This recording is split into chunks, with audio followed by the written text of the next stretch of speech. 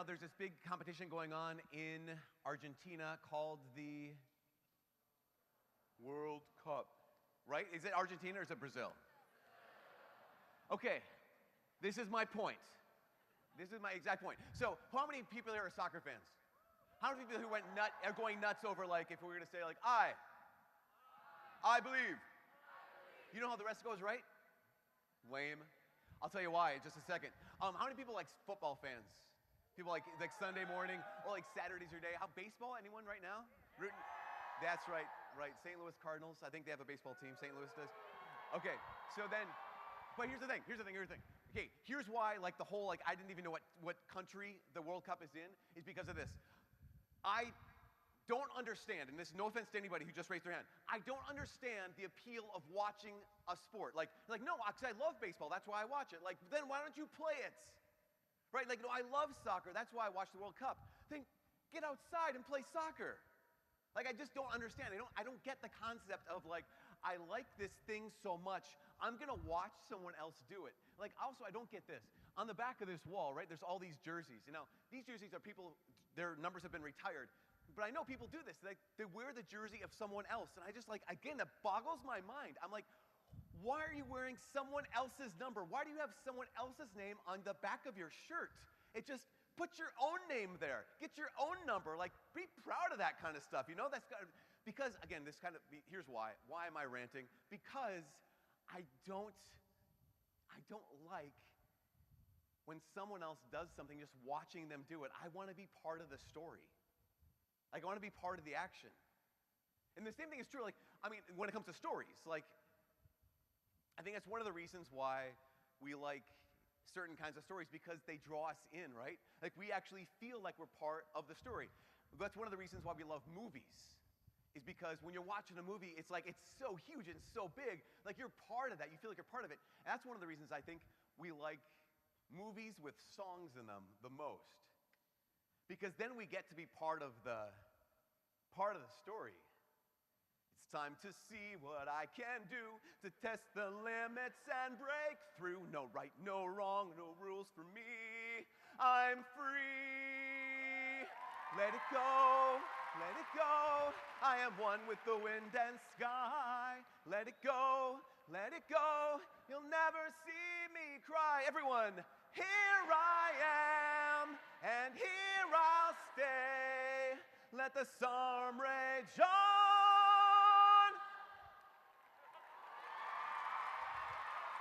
You want to hear it? Can I say something crazy? My life has been a series of doors in my face. Then suddenly I bumped into you. You know, I was thinking the same thing. It's like, I've been searching my whole life to find my own place. Or maybe it's the party talking or the chocolate fondue. But with you, I found my place. And it's nothing like I've ever known before. Love is an open door. Love is an open door.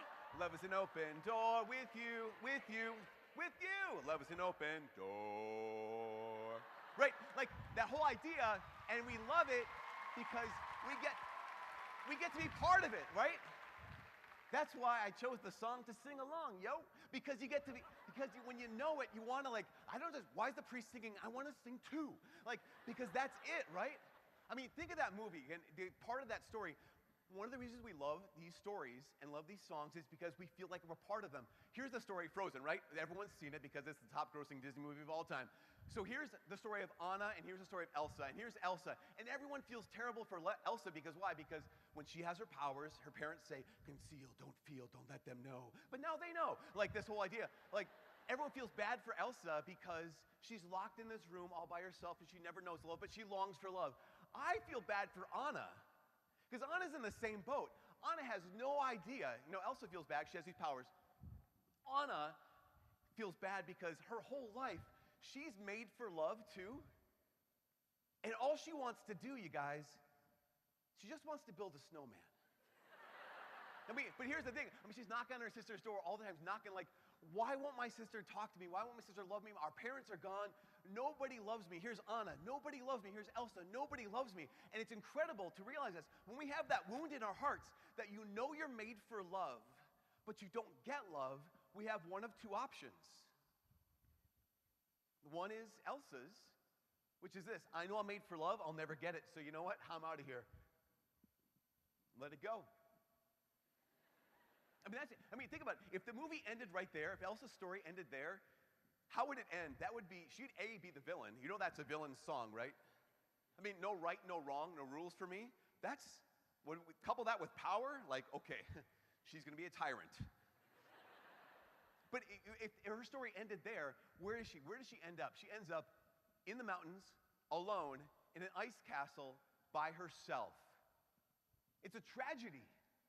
But Anna's story, that's the anthem, right? Let it go. Like, that's great. No, it's not great.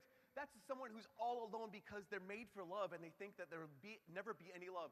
Anna, the love song of the movie, Love is an Open Door, if that story ended there, what would happen to her? She would end up either being abused by this guy that she just met or actually murdered. That was his plan. Like, if the story ends there, his plan was to murder this woman. She's like, love is an open door. You're like, okay, something crazy? Yeah, your future husband's going to kill you. That's crazy. Those are our two options, though. When we're made for love, if we don't get love, our two options oftentimes are, it'll never work, or the first person who comes along and offers me something that looks like love, I'm gonna grab onto this. I don't care what it costs me. But it's amazing. The story doesn't end there, obviously. The thing that transforms these hearts of these two girls, these two sisters, is at the climax of the movie, as you know, when Anna is executed. Imagine this, the thing that changes this emptiness and brokenness into transforming love is that Anna gets executed. Pause. Does Anna get executed? No. That's very important. I'm glad you caught that. Anna doesn't get, execute. I don't remember seeing that. Was there an electric chair? Was there something involved here? No. Anna was not executed. I heard someone. Anna was not executed. What did she do? She sacrificed herself, right? She sacrificed herself. There is a world of difference between getting executed and sacrificing yourself. Being executed is just like, that just hurts, that's just pain, that's just death. It's just evil, and it saves no one. Being a sacrifice transforms even the hardest heart into a live heart, and it transforms even the most broken life into a life worth living. And that's why I just say, think about Jesus. This crucifix on the wall here, that actually is an image of an execution. We realize that, right? That the crucifixion, we always talk about the Eucharist, or Jesus, the crucifix, as a sacrifice. You guys, that's not a sacrifice. That's an execution. That's what the Romans did to thousands and thousands of people. They executed them. So the big question is this: if, in the story, in the movie, Anna wasn't executed, she had to be sacrificed. She had to sacrifice herself in order for actual love to really be true. What is it that transforms the crucifixion from being an execution to being a sacrifice? The amazing thing is this. This is incredible. The night before Jesus was crucified, the night before he was executed, the night before his life was, in a certain sense, taken from him, he says, no one takes my life from me. I lay it down freely. That's not free. That's an execution. Why? Because the night before he was executed, at the Last Supper, at the altar of the Last Supper, he already laid down his life when he said, take this, all of you, and eat of it. This is my body given for you. Take you all of this and drink from it. This is the chalice of my blood, the new and eternal covenant poured out for you. The reason why, the only thing, and this is crazy, the only thing that transforms the crucifixion from an execution to a sacrifice is the Eucharist, is the Mass, is the fact that before he was executed, Jesus sacrificed his very self by giving us his very self. We realize that, right? We realize that the truth of the Mass, of the Eucharist, is that it really is Jesus. It's not just like a memory of him. It's not just like a symbol of him. It's not just kind of like, oh, that's a nice idea. Give me the cracker. No, that's God himself. And if it's not God himself, if the Eucharist isn't really Jesus himself, then that is just an execution. Question, can an execution save you? No. A sacrifice saved you, and a sacrifice saved me. And that sacrifice is what we get to do, get to be part of at every single Mass. Where the priests stand up and they offer the sacrifice. We offer that sacrifice again of God's body, blood, soul, divinity, the whole God, back to God. Think about this. We get to lift up the sacrifice of Jesus back to God. That's what's happening at every Mass. That's why one of the reasons I love being a priest, that's probably why all us up here are priests, and that's why these guys want to be priests, is because like this recognition of like God is calling us to be part of the story. He's called us to be priests, which means this. We get to sacrifice, lift up that sacrifice of the Son to the Father in the power of the Spirit, but also this. As priests, what we do is we don't just offer the sacrifice of Jesus, we actually have to be the sacrifice too at the altar. That's what every priest is called to do. Let's go back to the beginning. I don't like watching stuff. I want to be part of it. Question for all y'all. How many people here are baptized? Please raise your hand if that's okay. Okay, you're all baptized. Most of you are baptized. Okay, great. That was like 3 of you. Great, wonderful. If you were baptized, you were also anointed a king or queen, a prophet, and a priest. Which means every person here who's baptized, you actually are priests as well. Did you know this? This is like Catholic theology, this is what we believe. That we're ministerial priests, y'all are kingdom priests. You're priests of the new kingdom. Which means what? Which means what do priests do? They offer up sacrifice. Which means as often as you come to Mass, you're not supposed to just watch. While we're doing this thing behind here, and we're saying the words, like we have to say the words, don't say the words, but while we're doing that, while we're saying the words, well, this is happening, we're lifting up the sacrifice of the Son to the Father, which transforms the world. What you're supposed to be doing as kingdom priests is you're supposed to be doing the same thing. To be able to say, yes, with that priest, with Jesus and the power of the Spirit, I also am joining my prayers to his and I'm lifting up the Son to the Father. Because you're not called, God does not call you, and the church does not call you to watch the Mass. We actually need your priesthood. Your priesthood is necessary. We need you to be part of the story, be part of the action. Those are bleachers. But you're not called to just sit in the bleachers. This whole room, this isn't just the game right here. This whole stadium is the game. So here's the question. At Mass, are you a spectator or are you a priest?